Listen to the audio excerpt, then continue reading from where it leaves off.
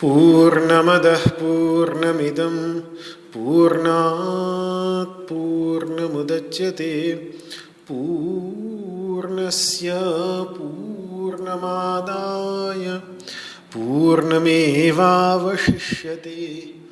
ॐ शान्तिः शान्तिः शान्तिः। वसुदेवसुतं देवं कंसचाणूरमर्दनं देवकी परमानन्दं कृष्णं वन्दे जगद्गुरुं।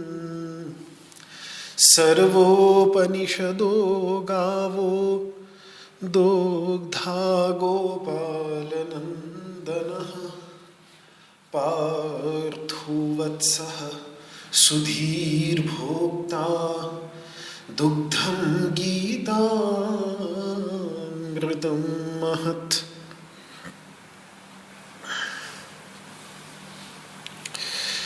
न कामयेऽहं गतिमीश्वरात् पराम् अष्टर्धियुक्तां पुनर्भवं वा आर्तिं प्रपद्येऽखिलदेहभाजाम् अन्तस्थितो येन भवन्त्यदुःखाः।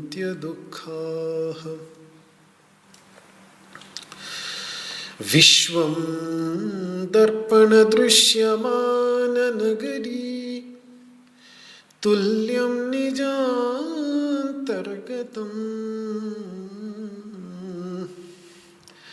पश्यन्नात्मनि मायया बहिरिवोत् भूतं यथा निद्रया।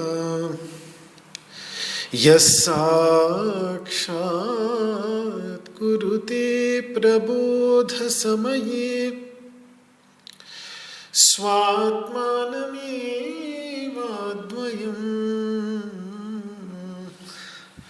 तस्मै श्री गुरुमूर्तये नमः इदं श्री दक्षिणामूर्तये।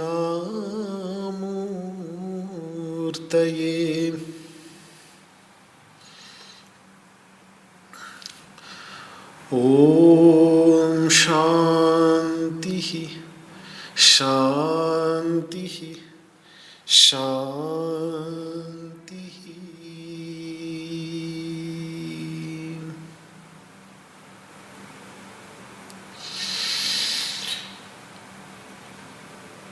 ओम नमो भगवते वासुदेवाय।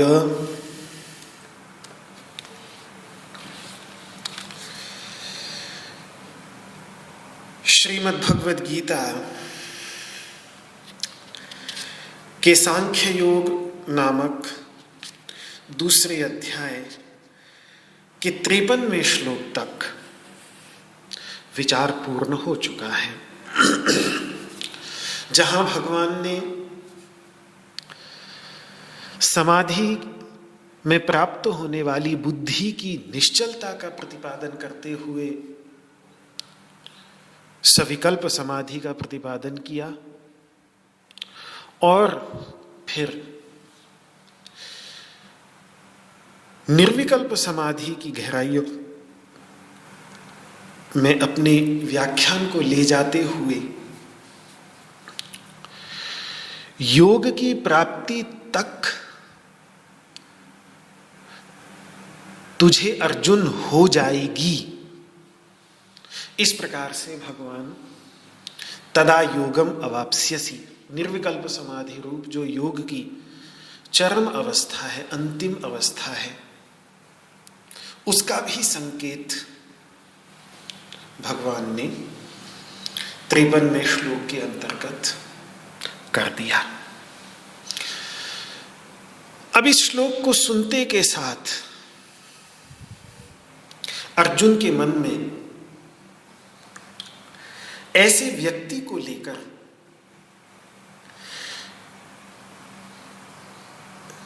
जिस प्रकार के व्यक्ति के बनने की संभावना भगवान अर्जुन के सामने रख रहे हैं, कर्मयोग के मार्ग पर चलकर साधना करते करते अपराभक्ति, ज्ञान, पराभक्ति के मार्ग पर चलते चलते चलते योग की चरम अवस्था, परम अवस्था को जो प्राप्त करने की बात भगवान कह रहे हैं, तो तुरंत अर्जुन के मन में ऐसे एक आदर्श व्यक्तित्व को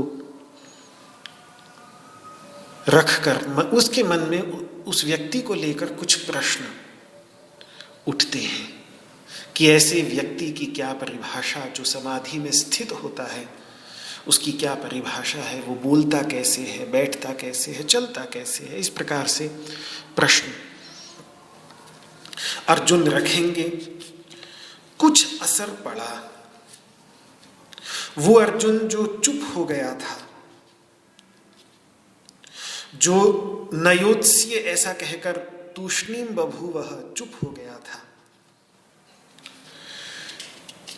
विषाद से ग्रसित होकर अपने बाण और धनुष को फेंककर शोक से उद्विग्न मन वाला होकर रथ के पृष्ठभाग में जा बैठा था जो अर्जुन, उस अर्जुन के मन में कुछ ना कुछ तो घटित हुआ, जिसके परिणाम स्वरूप उसके मन में कुछ उत्सुकता जगी और उसके मन में ये प्रश्न के भाव उठे हैं। जिस प्रश्न के उत्तर में भगवान ने जो व्याख्यान 18 श्लोकों का दिया है, 55वें श्लोक से लेकर और 72वें श्लोक तक जो 18 श्लोकों का व्याख्यान है, उसे स्थितप्रज्ञ दर्शन के नाम से जाना जाता है। बहुत ही महत्वपूर्ण भाग है श्रीमद् भगवद गीता का। स्वाभाविक 18 की संख्या ऐसे ही नहीं है, इसमें पूरे के पूरे 18 अध्यायों का सार इन 18 श्लोकों के अंतर्गत भगवान ने रख दिया है।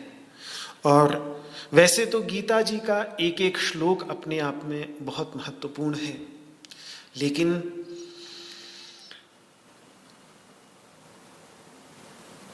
एक ये स्थितप्रज्ञ दर्शन 18 श्लोकों का, एक 20 श्लोकों का भक्ति योग नामक 12वां अध्याय और एक 20 श्लोकों का पुरुषोत्तम योग नामक 15वां अध्याय। ये जो 3 अंश हैं श्रीमद् भगवद गीता के, ये कहा जा सकता है कि भगवद गीता की पराकाष्ठा है, भगवद गीता के चरम बिंदु है। एक में स्थित प्रज्ञ का दर्शन है, एक में स्थित प्रज्ञ का निरूपण है, एक में विष्णु भक्त कैसा होता है उसका निरूपण है। और 15वें अध्याय में गुणातीत अवस्था को प्राप्त हो चुके महापुरुष के वास्तविक स्वरूप का, जो तुरीय अवस्था में चैतन्य तत्व है, उत्तम पुरुष, उस उत्तम पुरुष तत्व का निरूपण 15वें अध्याय में है। तो ये गीता का जो दर्शन है, जो गीता को उपनिषद बनाती है,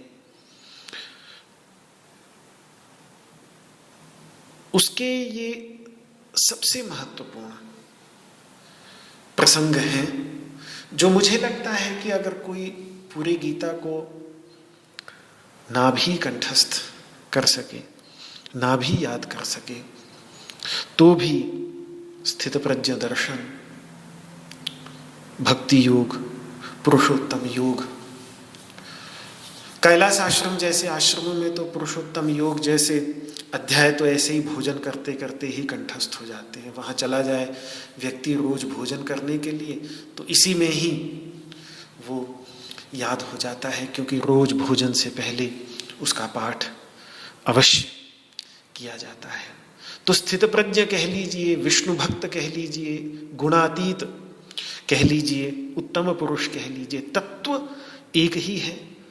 थोड़ा थोड़ा प्रतिपादन की शैली में एक में योग के द्वारा प्राप्त की हुई प्रज्ञा यानी बुद्धि की स्थिरता पर अधिक जोर है स्थितप्रज्ञ दर्शन में। उसी व्यक्ति, वही जो स्थितप्रज्ञ है, उसकी जो पराभक्ति को प्राप्त करके एक भक्ति के रस से आप्लावित अवस्था होती है, वो आप्लावित अवस्था पर ये अलग अलग आयाम हैं, अलग अलग दृष्टिकोणों से एक ही व्यक्ति का निरूपण है। ऐसा नहीं कि स्थितप्रज्ञ और विष्णु भक्त कोई दो अलग अलग हैं, वो एक ही व्यक्ति का एक आयाम ऐसा होता है तो दूसरा आयाम वैसा होता है। और जो उसका एक वास्तविक स्वरूप है, पुरुषोत्तम स्वरूप, गुणातीत स्वरूप, शुद्ध चैतन्य स्वरूप, उसका निरूपण 15वें अध्याय में देखने में आता है। गांधी जी समझते थे स्थितप्रज्ञ दर्शन का बहुत महत्व, उनके जीवन में था, बहुत महत्व देते थे इसको। इसीलिए उनकी सायंकालीन प्रार्थना में प्रतिदिन कम से कम स्थितप्रज्ञ दर्शन का और ईशावास्योपनिषद का और गोस्वामी तुलसीदास जी के रामचरितमानस के कुछ जो सुंदर चौपाइयाँ हैं, उन सुंदर चौपाइयों के साथ द्रौपदी ने जो प्रार्थना की है वो, और धर्म के तत्व का निरूपण करने वाले कुछ स्मृति ग्रंथों से, मनुस्मृति आदि ग्रंथों से जो कुछ श्लोक उन्होंने संकलित किए थे, जिससे प्रतिदिन व्यक्ति को धर्म का मूलभूत तत्व, गीता का सार, रामचरितमानस का सारभूत जो कुछ प्रसंग हैं। और द्रौपदी, क्योंकि स्वाभाविक है उनकी प्रार्थना में माताएं भी होती थीं, तो फिर उन माताओं की को दृष्टि में रखते हुए जो द्रौपदी की प्रार्थना भगवान से है वो भी उन्होंने संकलित करके रोज शाम को, मैं उसकी चर्चा इसलिए कर रहा हूँ क्योंकि मेरे भी परिवार में पिताजी ने, क्योंकि बहुत संग विनोबा जी का किया था, विनोबा जी के साथ बहुत रहे, तो वही वातावरण एक रहा, तो उसके परिणाम स्वरूप यहाँ भी सायंकालीन आरती में, सायंकालीन प्रार्थना में यही हम लोग वर्षों तक करते रहे। तो स्थितप्रज्ञ दर्शन का बहुत ही महत्व है। जैसा मैंने इसमें बतलाया कि इसमें 18 श्लोक हैं। ये संख्या एक महज संयोग तो नहीं ही है, ये सुनिश्चित है। ये ऐसे ही नहीं है कि इसमें 18 श्लोक हैं। ये 18 संख्या जहां आती है वहां कुछ ना कुछ विशेष बात होती है। क्यों? क्योंकि गीता में भी 18 ही अध्याय हैं, महाभारत में 18 ही पर्व हैं, महाभारत युद्ध भी 18 दिन में पूरा हुआ। इन सब स्थानों में जो ये 18 की संख्या दिख रही है, ये कोई महज संयोग नहीं हो सकता। हालांकि मैं ये नहीं कहूंगा कि इस 18 संख्या का रहस्य मुझे पूरी तरह से समझ में आया है, लेकिन कुछ गुरुजनों से, कुछ अपने शोध के आधार पर मैंने इस 18 संख्या को लेकर कुछ काफी रुचिकर बिंदु संकलित किए हैं, जिनकी चर्चा मैं आज करना चाहता हूं। क्योंकि ये 18 की संख्या क्यों महाभारत के अंतर्गत इतनी महत्वपूर्ण है, क्या कारण हो सकता है, और कुछ हद तक इसका उत्तर हमें महाभारत से ही मिलता है। हालांकि इस 18 की संख्या का महत्व जो है वो बहुत प्राचीन काल से, वैदिक काल से दिखता चला आ रहा है, और क्या वास्तव में इसका रहस्य है वो जो मैं आपके सामने प्रस्तुत कर रहा हूँ, शायद उन्हीं में ही हमको कुछ समाधान मिले तो मिले। बाकी उसके अतिरिक्त और कोई समाधान अभी तक मुझे कोई रुचिकारक मिला नहीं है। तो खोज अभी जारी ही है, चलती ही रहेगी, और भी ग्रंथों में विचार करना है। अभी भागवत आदि के अंतर्गत भी क्या 18 की संख्या को लेकर कुछ विशेष बात कही है, तो वो सब विचार अभी बाकी है, अन्य पुराणों में भी। लेकिन महाभारत के अंतर्गत 18 की संख्या का महत्व क्या दिखता है वो मेरे सामने मैंने विचार किया है। उपनिषदों के अंतर्गत जो 18 की संख्या का महत्व दिखता है, महाभारत से भी पहले, उस पर विचार किया है। तो उस आधार पर मैं आपके सामने इस संख्या के महत्व का कुछ निरूपण करने जा रहा हूँ। ये सुनिश्चित है कि 18 की ये संख्या एक बहुत ही महत्वपूर्ण संख्या के रूप में भारतीय अध्यात्म के अंतर्गत बहुत ही प्राचीन काल से विद्यमान रही है, जिसके कुछ उदाहरण आप देख सकते हैं। सबसे पहले प्राचीन वैदिक विज्ञान में जो यज्ञ की प्रक्रिया का निरूपण था, यज्ञ जो हम जानते हैं कि बिल्कुल प्राचीन वैदिक उपासना पद्धति का मूलभूत बिंदु है, मूलभूत उपासना पद्धति है। अग्नि प्रज्वलित करके उसमें जो यज्ञ आदि कर्म करते हैं, ये वैदिक परंपराओं में, वैदिक ग्रंथों के अंतर्गत प्राचीनतम काल से चली आ रही एक उपासना की विधा यज्ञ है। तो उसके अंतर्गत हमें देखने में आता है कि 18 की संख्या का सबसे पहला महत्व वहाँ पर देखने में आता है। यज्ञ का महत्व इसीलिए है कि वेदों में यज्ञ को स्वर्ग में ले जाने वाली एक नौका के रूप में देखा जाता था। उदाहरण के लिए अगर आप ऋग्वेद में देखें तो ऋग्वेद के दशम मंडल में मंत्र है, नये शेकुर यज्ञाम नावमारुहम।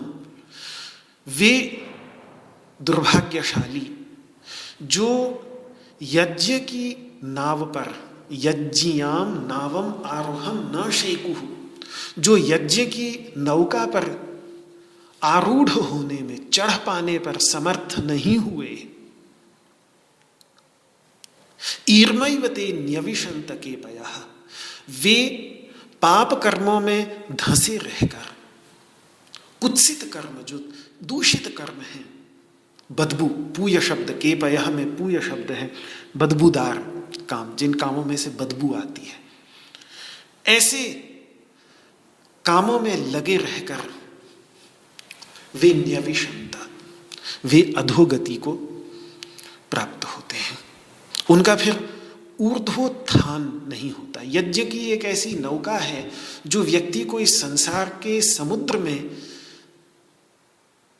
पार लगाए न लगाए, ये व्यक्ति के दृष्टिकोण पर निर्भर है। अगर सकाम भावना से करेगा तो पार नहीं लगाएगी, निष्काम भावना से करेगा तो पार लगा देगी। लेकिन सकाम भावना से भी करे तो व्यक्ति को कम से कम उस संसार के समुद्र में, पाप कर्म के समुद्र में डूबने नहीं देगी, इतना सुनिश्चित है। सकाम भावना से भी करे उसको तो भी पाप कर्मों के समुद्र में डूबने नहीं देगी। कम से कम शुभ कर्म में लगाकर कुछ ना कुछ उसके जीवन के अंतर्गत, अगर वो अग्नि तत्व की, प्रकाश तत्व की पूजा करेगा, प्रकाश तत्व की साधना करेगा, प्रकाश तत्व पर ध्यान करेगा, तो कुछ ना कुछ प्रकाश, सकाम भावना से ही सही, लेकिन कुछ ना कुछ प्रकाश उसके जीवन में अवश्य आएगा। वो जब यज्ञ के लिए दीक्षित होगा, दीक्षित होकर उतने दिन तक संयम नियम से रहेगा,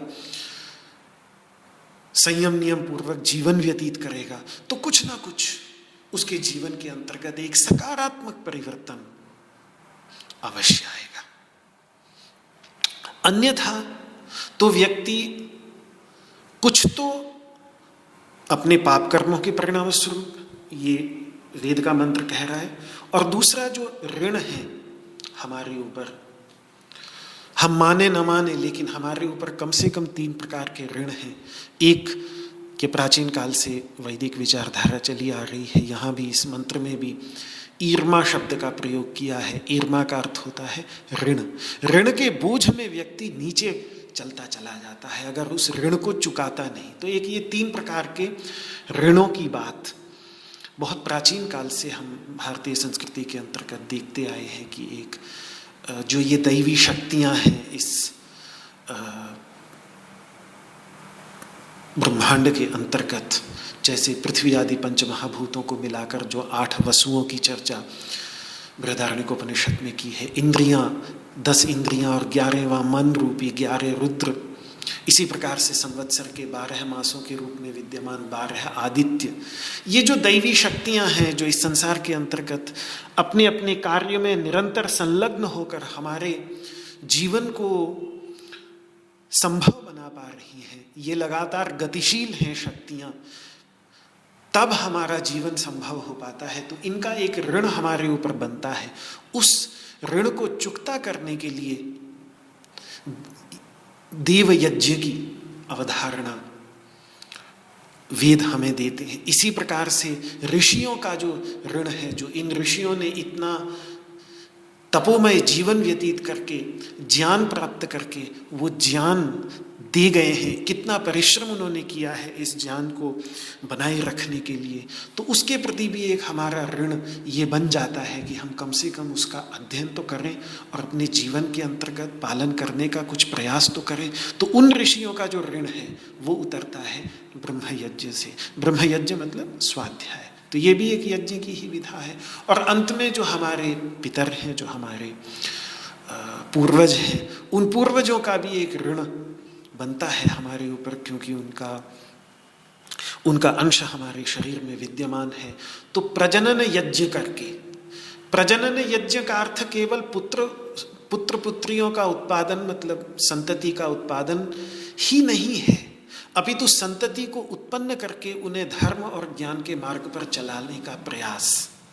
चाहे स्वयं संतति, क्योंकि ये संतान परंपरा भी 2 प्रकार से मानी जाती है भारतीय परंपराओं में। एक तो औरस संतति होती है जो स्वयं विवाह करके अपने पत्नी की सहायता से जो संतानें उत्पन्न की जाती हैं, एक दूसरी परंपरा शिष्य प्रशिष्य की भी परंपरा होती है जो औरस नहीं होती लेकिन वो भी संतान के समान ही होती है, जिसमें गुरु अपना शिष्य बना करके। तो दोनों ही प्रकार की संतति इसमें आ जाती है।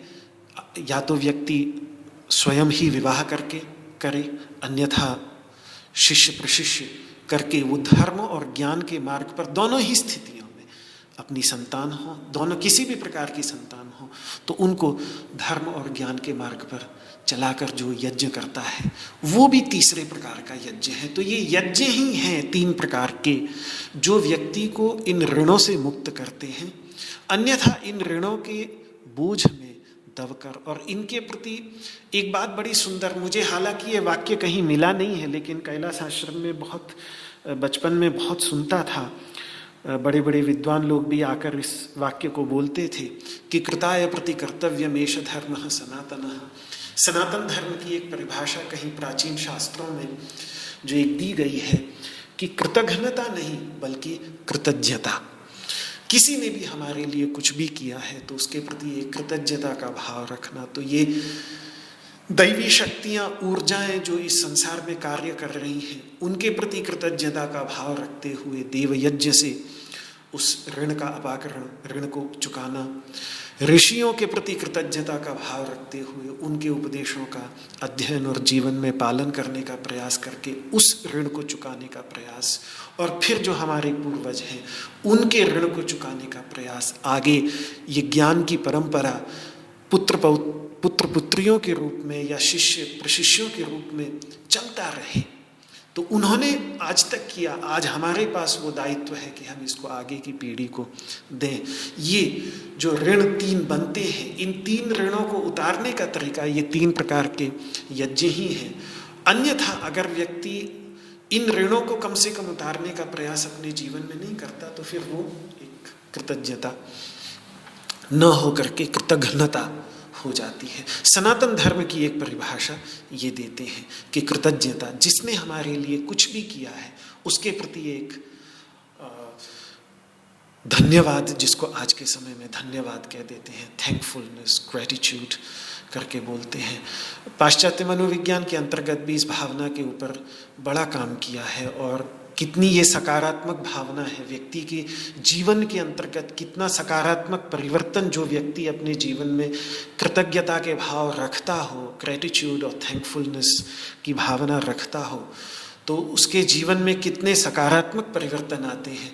इस पर पाश्चात्य मनोवैज्ञानिकों ने भी बहुत अच्छा काम किया है। भारतीय परंपरा में ये कृतज्ञता बहुत ही प्राचीन एक सनातन धर्म से जुड़ा हुआ विचार है।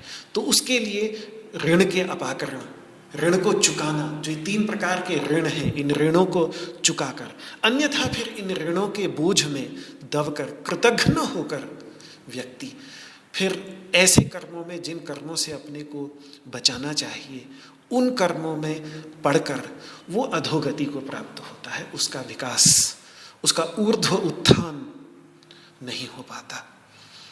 ये बात ये ऋग्वेद का मंत्र कह रहा है। तो ये वेदों में, मैं कहना ये चाह रहा था कि वेदों में यज्ञ को एक नौका के रूप में, और ये नौका कहाँ ले जाती है, तो ये ले जाती है स्वर्ग में। नौर हवा एषा स्वर्ग्या यद अग्निहोत्रम, ब्राह्मण वाक्य है कि ये अग्निहोत्र जो है ये एक ऐसी नौका है जो स्वर्ग में ले जाने। आप कहेंगे कि स्वर्ग की इच्छा तो है नहीं, यहाँ तो स्वर्ग की इच्छा की बात ही मिटा दी। तो मैं ये कहूँ कि वेद में जब स्वर्ग शब्द का प्रयोग होता है तो 2 प्रकार के स्वर्गों के लिए स्वर्ग शब्द का प्रयोग होता है। सकाम भावना से किए जाने पर ऐसे स्वर्ग की प्राप्ति कराती है नौका जो पुनरावृत्ति वाले स्वर्ग हैं, जहाँ से लौटना पड़ता है। लेकिन अगर ऐसी यज्ञ रूपी कर्म को निष्काम भावना से किया जाए तो फिर ये अपुनरावृत्ति रूप परम पदात्मक, जिसको हम परम पद परागति कह रहे हैं, उसके लिए भी वेद स्वर्ग शब्द का ही प्रयोग करता है। तो ये कभी कभी दुविधा हो जाती है, और इसीलिए विचारक को बहुत गहराई से, और इसका मैं बहुत स्पष्ट उदाहरण आपको दे सकता हूँ उसमें केनोपनिषद में, योवा एतामेवं वेद, जो इस ब्रह्म विद्या को इस प्रकार से जान लेता है, वो अपहत्य पापमानम, सुकृत और दुष्कृत दोनों को छोड़कर, दोनों को पीछे छोड़कर, अनंते स्वर्गे लोके ज्येये प्रतिष्ठति प्रतिष्ठति।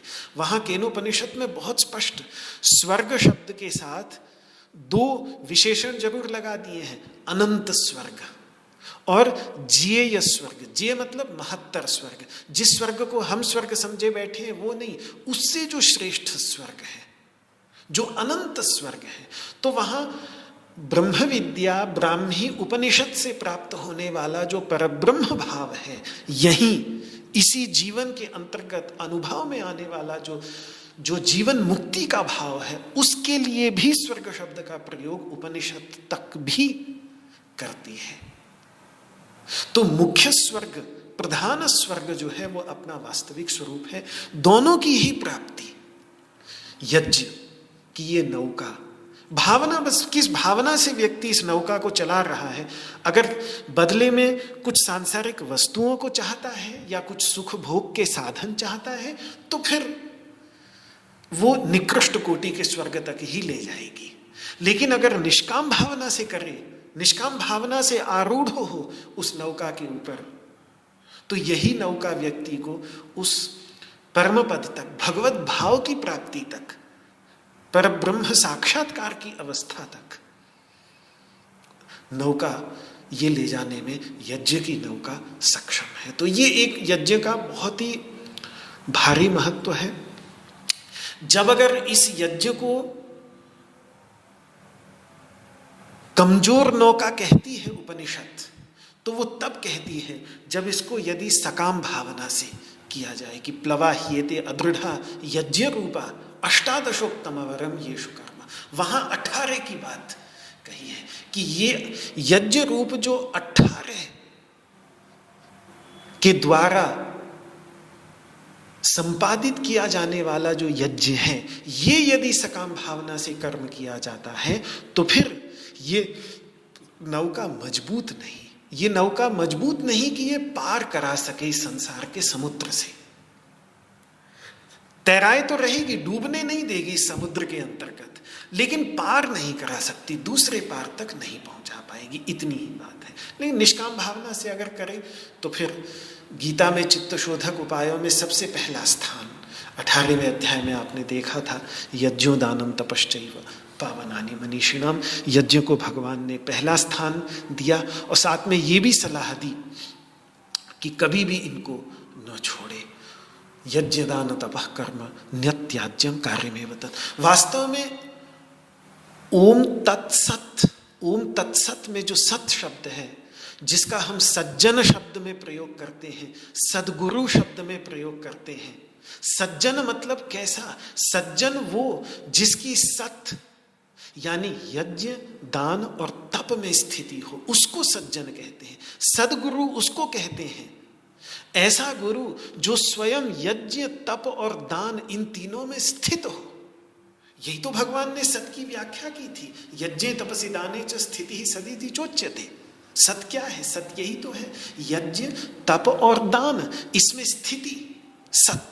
और सत का ही बहुवचन संत है, तो संत शब्द का और कुछ अर्थ नहीं, संत शब्द का अर्थ ही ये है कि जो जिसका जीवन यज्ञमय तपोमय और दानमय हो, जो यज्ञ करता हो, जिसका जीवन तपोमय हो और जो दूसरों को देता हो, देता रहता हो। ज्ञान जो भी है उसके पास, ज्ञान है तो ज्ञान देना, धन संपत्ति है धन देना, जो भी जिसके भोजन है भोजन, जो भी है वो सबको देता रहता है। दान, ये 3 साधनाएं जो करता है वही वास्तव में सत है।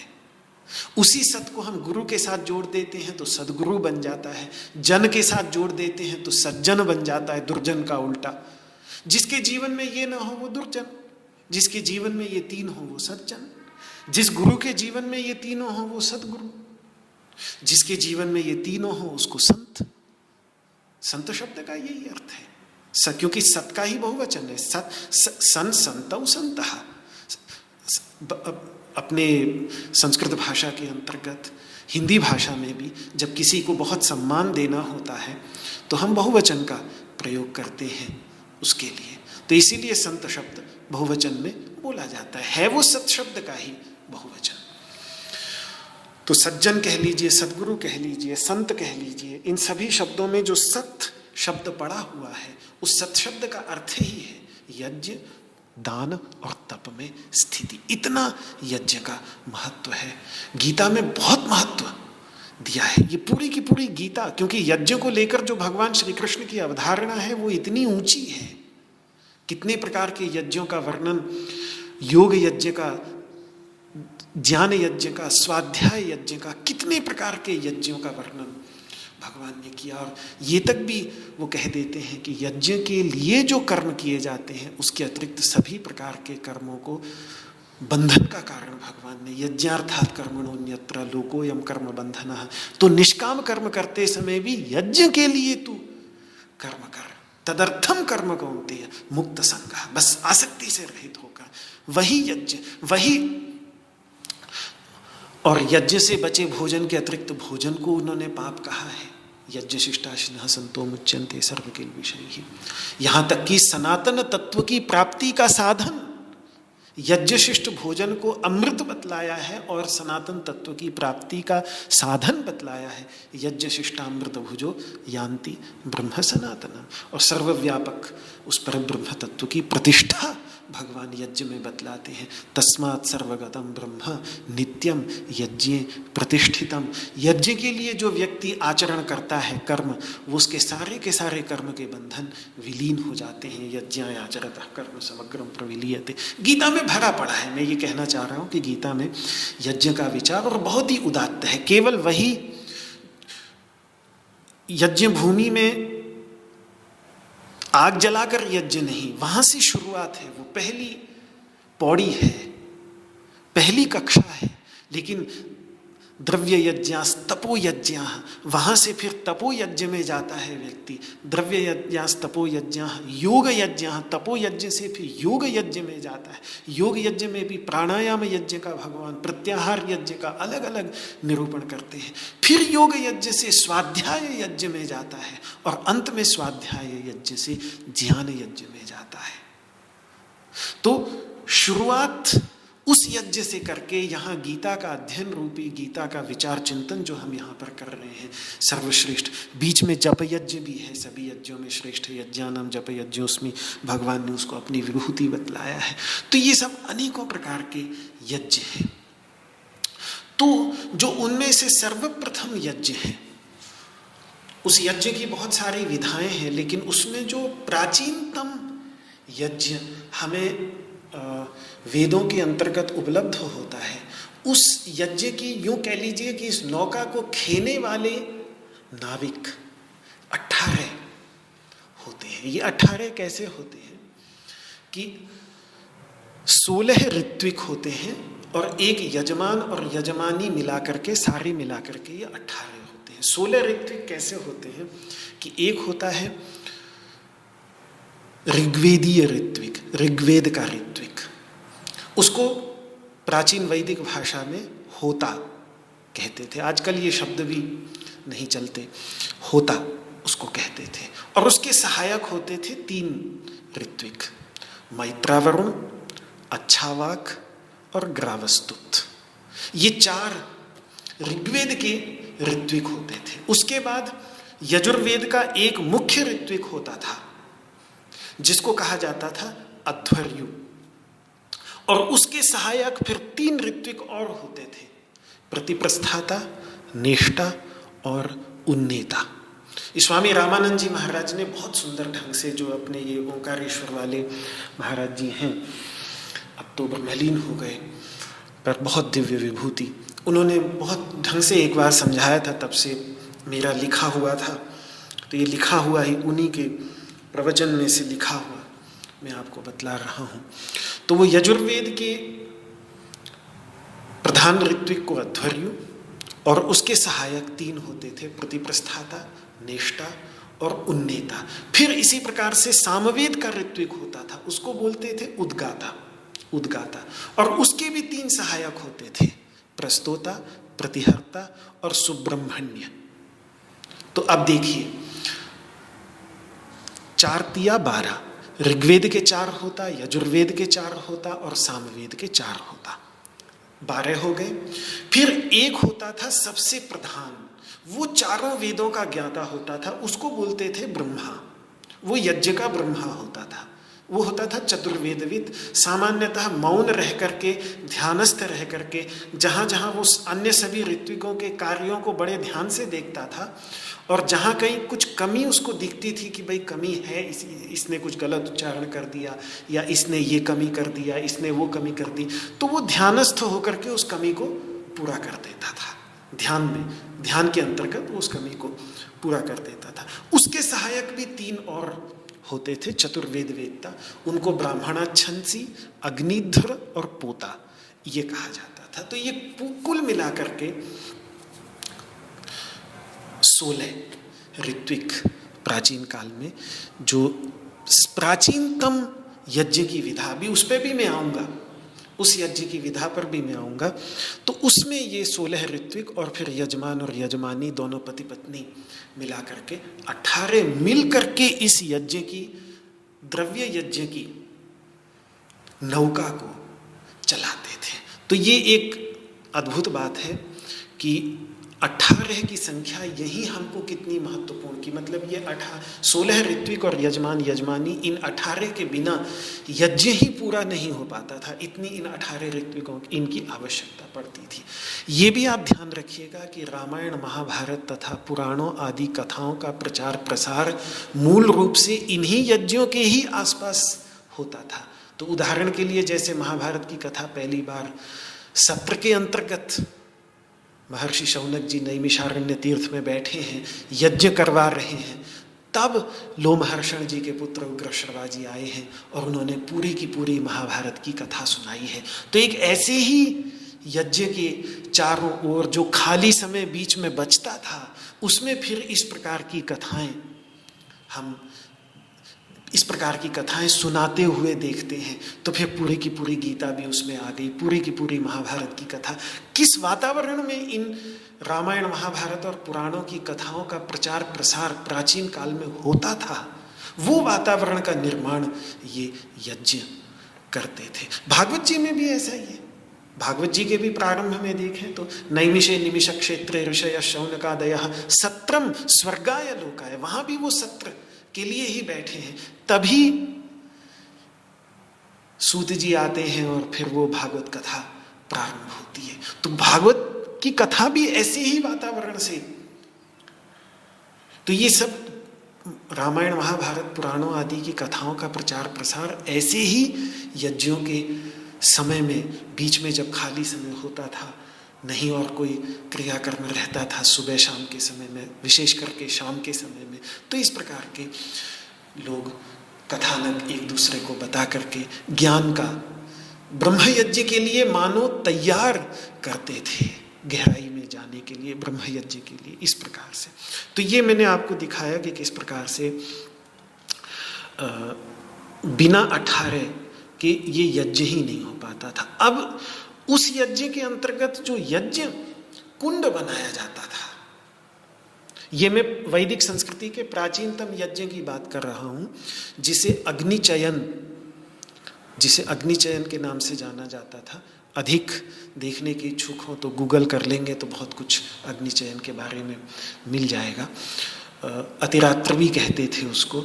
तो उसमें जो यज्ञ कुंड बनते थे, उन यज्ञ कुंडों की लंबाई भी 18 हाथ होती थी। ऐसा वर्णन महाभारत में उस समय आता है जब धर्मराज युधिष्ठिर अश्वमेध यज्ञ कराते समय अग्निचयन के स्थान का निर्माण करते हैं। तो वहाँ जो वर्णन आता है अश्वमेध यज्ञ, जब पूरी महाभारत युद्ध समाप्त हो गया, वे राजा बन गए, उन्होंने अश्वमेध यज्ञ कराया है, और यह अश्वमेध यज्ञ भगवान राम ने भी करवाया है।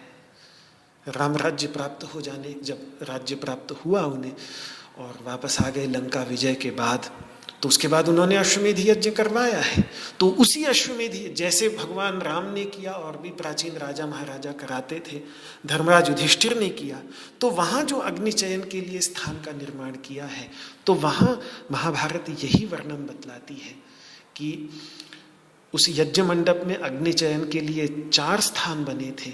तो तस्यासीद 18 करात्मका, उनमें से प्रत्येक की लंबाई चौड़ाई जो है वो 18 हाथ की होती थी। तो ये हवन कुंड ऐसे नहीं बनते थे जैसे आजकल हम देखते हैं, बल्कि अग्निचयन के लिए जो हवन कुंड बनता था वो गरुड़ के आकार का बनता था, पक्षी के आकार का। अगर आप, जैसा मैंने कहा, रुचि हो तो गूगल पर अग्निचयन देखेंगे तो तुरंत किस प्रकार से वो पक्षी के आकार में यज्ञवेदी बनती थी। आजकल ये चीज़ें देखने को भी नहीं मिलती, बिल्कुल विलुप्त हो गई हैं लगभग पूरी तरह से। तो आजकल हम जैसे चौकोर हवन कुंड को देखते हैं, उससे ये हवन कुंड काफ़ी भिन्न होता है। ये पक्षी के, बिल्कुल पक्षी के आकार का, गरुड़ के आकार का, जैसा वहाँ महाभारत में वर्णन है, त्रिकोणो गरुड़ाकृति, गरुड़ की आकृति का वो। और ऐसा हवन कुंड आज भी 2000 साल पुराना, लगभग 2000 साल पुराना, जहाँ मैं बैठा हूँ ऋषिकेश में, उससे कोई 100 किलोमीटर दूर यमुना के तट पर, देहरादून से जब पौंटा साहिब जाते हैं तो बीच में विकासनगर नाम का छोटा सा कस्बा है। उस विकासनगर के पास एक गांव है जगत ग्राम। तो वहाँ पर आम के बगीचे में जो कोई लगभग 60-70 के दशक में खुदाइयाँ हुई थी, तो खंडहर जो निकले थे, उन खंडहरों में 2000 वर्ष पुराने खंडहर विद्यमान हैं इस प्रकार की यज्ञ वेदी के। तो और भी भारत में अनेकों स्थानों पर होंगे, लेकिन ये मेरे संज्ञान में बहुत अच्छे तरीके से है विकासनगर के पास इस प्रकार की यज्ञ वेदी, जो जैसा निरूपण शास्त्रों में हमें देखने को मिलता है। अब रही इस प्रकार के यज्ञ की बात, तो मुझे लगता है देखना चाहिए कि सन 1975 के दशक में नंबूदरी ब्राह्मणों ने, ये नंबूदरी ब्राह्मण वही होते हैं केरल के जिनके परिवार से भगवान शंकराचार्य आए थे और जिनके परिवार से ही वहाँ अपने ये बद्रीनाथ में प्रधान पुरोहित जो रावल होते हैं वो आते हैं, और संभवतः शायद पशुपतिनाथ जो काठमांडू में नेपाल में है वहाँ भी जो प्रधान पुरोहित हैं वो उसी परिवार से लिए जाते हैं। भगवान शंकराचार्य के समय से ऐसी व्यवस्था चली आ रही है। तो उन लोगों ने अप्रैल 1975 में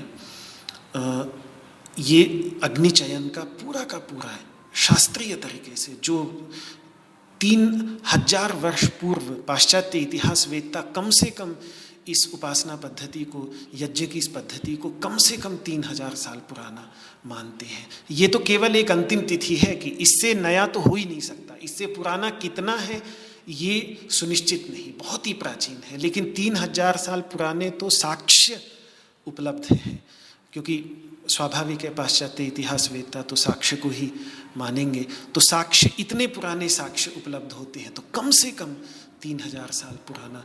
तो उस समय हार्वर्ड विश्वविद्यालय के 2 शोधकर्ता थे, रॉबर्ट गार्डनर और JF स्टाल, तो उन्होंने अल्टर ऑफ फायर के नाम से एक डॉक्यूमेंट्री तैयार की थी, लगभग 45 मिनट की है। पूरा ना भी देख सकें तो 10 मिनट का प्रीव्यू अवश्य सभी को देख लेना चाहिए कि किस प्रकार से ये नंबूदरी गोत्र के जो ब्राह्मण केरल के अंतर्गत उस समय थे 1975 तक, उन्होंने किस प्रकार से इस अग्निचयन अतिरात्र जो इतनी प्राचीन, मतलब विश्व की सबसे, इससे आज तक जो लगातार चली आ रही है, जिसका अभ्यास अभी तक भी लोग बिल्कुल उसी तरीके से करते आ रहे हैं जैसा हजारों वर्ष पूर्व चलता था, तो उसको एक, जिससे वो खोए नहीं और आगे की पीढ़ियों को भी वो ज्ञान बना रहे, तो इसके लिए हार्वर्ड विश्वविद्यालय की तरफ से ये उपक्रम हुआ था। देखने लायक है, हम में से शायद बहुतों ने न देखा हो तो एक बार अवश्य देखना चाहिए। अच्छे तरीके से समझाया भी है, 10 मिनट का प्रीव्यू ही देख लें।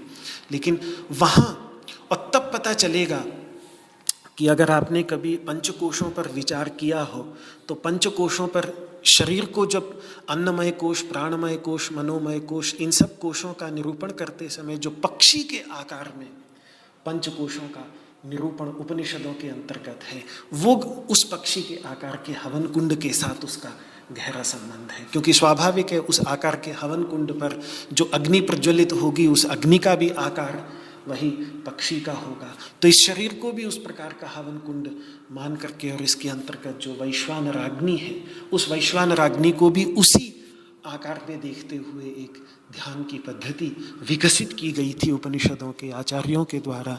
तो तब जाकर के उन्होंने 5 कोशों को पक्षी के आकार में प्रस्तुत किया था। तो मैं कहना ये चाह रहा था यहाँ तक कि हाँ, ईशावास्योपनिषद के जो आचार्य हैं दध्यंगाथर्वण ऋषि, उनका भी बहुत गहरा संबंध इस अग्निचयन के साथ, अतिरात्र की विद्या के साथ है।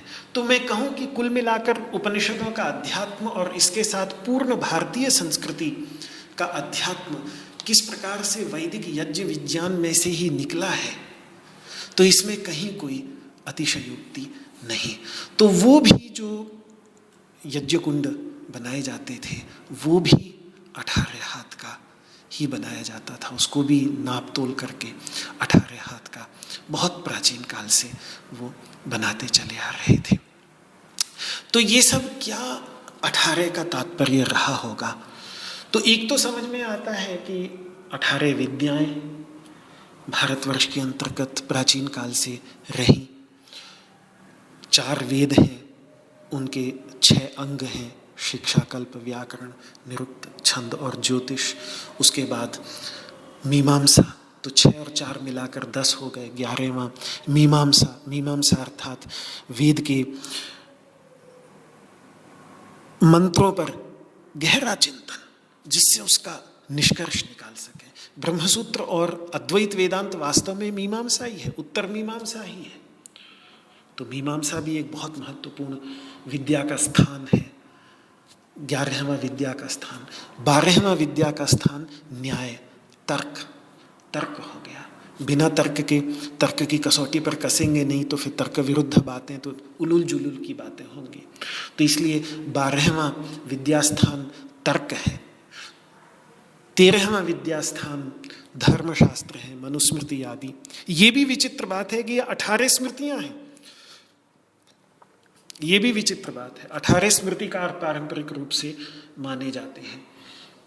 विष्णु, पराशर, दक्ष आदि जो स्मृतियों के मुनि हैं वो 18, उनकी भी संख्या 18 ही है। तो ये 18 बड़ा मतलब आश्चर्य करता है।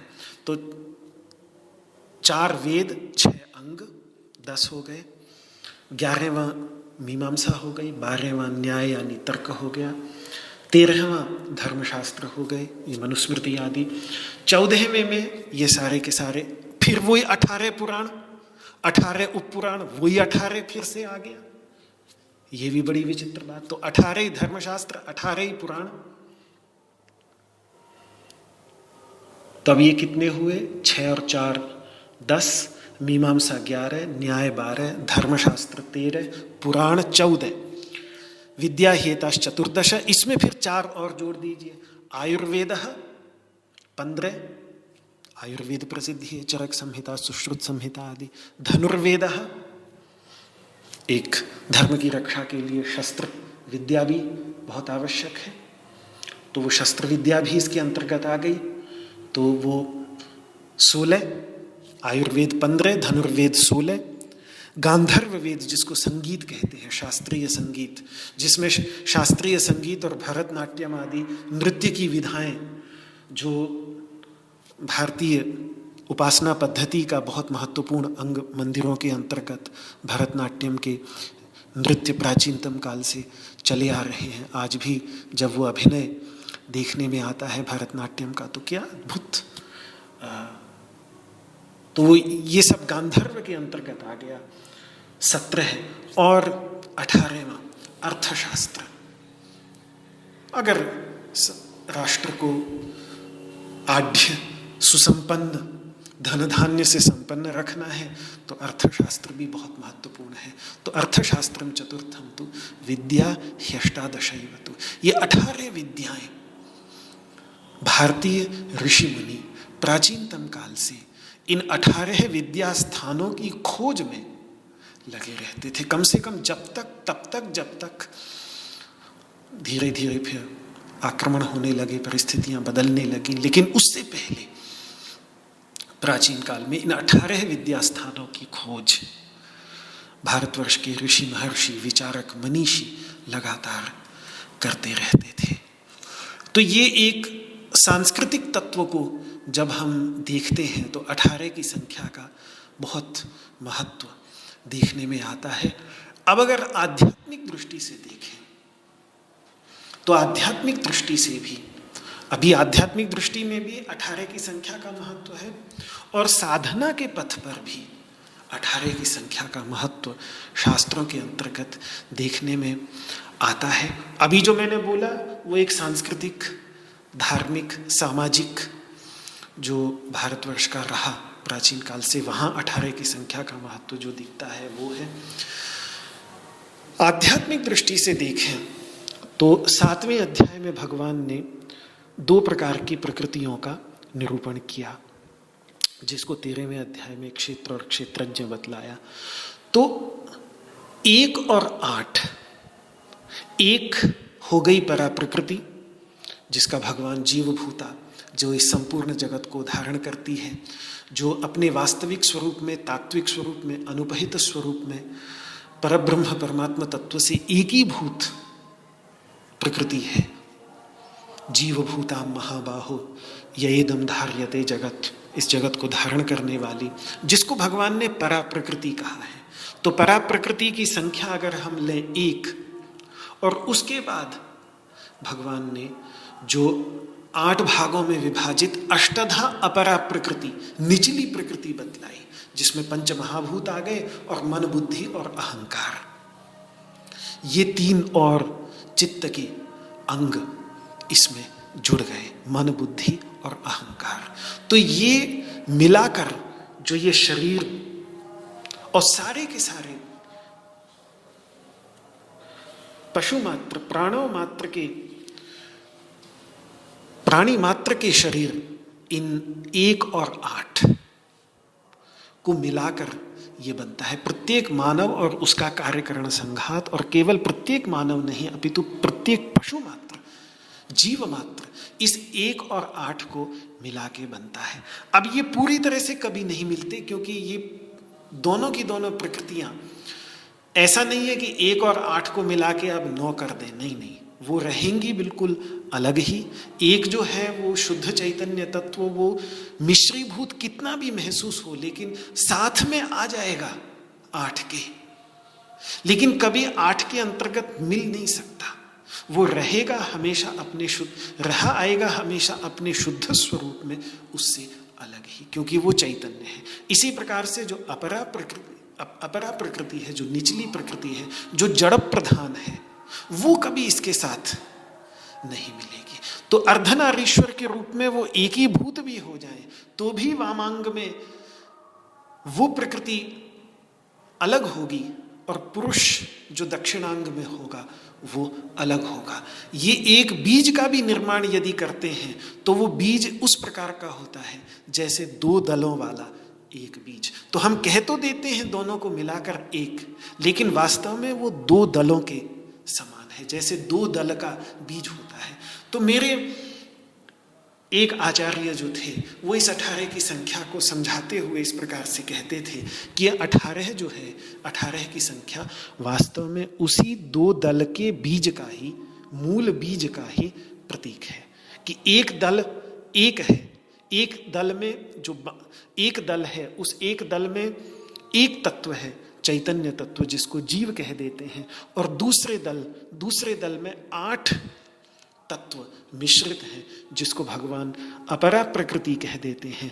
ये दोनों साथ आकर के इस संपूर्ण जीव जगत का निर्माण करते हैं, लेकिन साथ आते हुए भी कभी भी एक दूसरे में पूरी तरह से मिश्रित नहीं होते। जैसे एक बीज के अंतर्गत भी ये 2 दल अलग अलग, दाल में आप देख लीजिए, बादाम में देख लीजिए, मटर में देख लीजिए, जितने भी ये बीज हैं, इन सब बीजों के अंतर्गत एक बीज में 2 दल अंदर में होते हैं।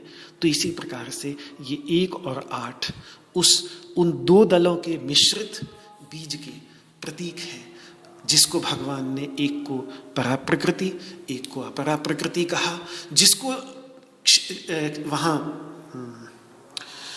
13वें अध्याय में क्षेत्रज्ञ कहा, और प्रकृतिम पुरुषम चैव विद्यनादि भावपि, दोनों को अनादि तत्व प्रकृति और पुरुष शब्द से कहा। अलग अलग शब्द भगवान ने गीता में रखे हैं, तत्व एक ही है। इन्हीं दोनों के साथ साथ आने से ही इस संपूर्ण ब्रह्मांड का निर्माण होता है। ये बात है। अब आगे और भी मैं चर्चा करूंगा। असित देवल, जिनका नाम गीता के अंतर्गत भी आता है 10वें अध्याय में, अर्जुन असितो देवलो व्यासः स्वयं चैव ब्रवीषि में, उन असित देवल के जो उपदेश हैं महाभारत के अंतर्गत, वहाँ उन्होंने निरूपण किया है कि किस प्रकार से मानव 18 तत्वों का संघात है, और उन्होंने 18 तत्व गिनाए हैं। लेकिन अब समय हो गया है, और यहाँ चूँकि मन बुद्धि और अहंकार की भी चर्चा अभी आई, इस पर प्रश्न भी आ चुका है, वो प्रश्न मैं अभी भूला नहीं हूँ। समय आज नहीं है, तो कल हुआ, कल या परसों जब भी, तदनुसार प्रसंग बनेगा तो मैं अवश्य ये मन बुद्धि अहंकार और चित्त इन पर और स्पष्टीकरण दूंगा। आज इस वाक पुष्पांजलि को मैं भगवान श्री कृष्ण के चरणों में समर्पित करता हूँ।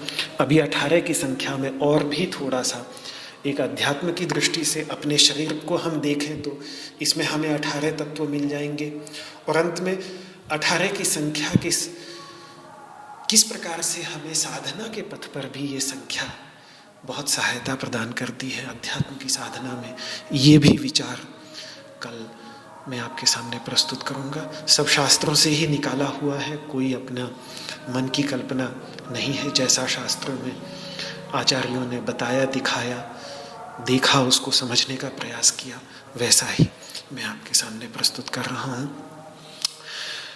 भगवान श्री कृष्ण के श्री चरणों में समर्पित करता हूँ इस वाक पुष्पांजलि को।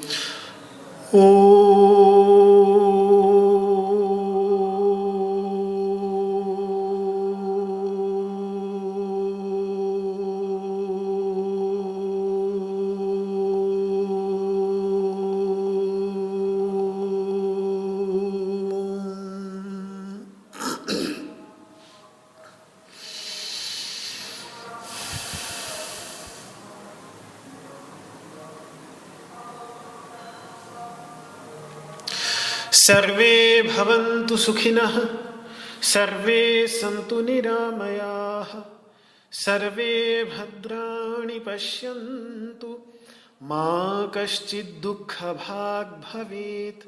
ॐ शान्तिः शान्तिः शान्तिः।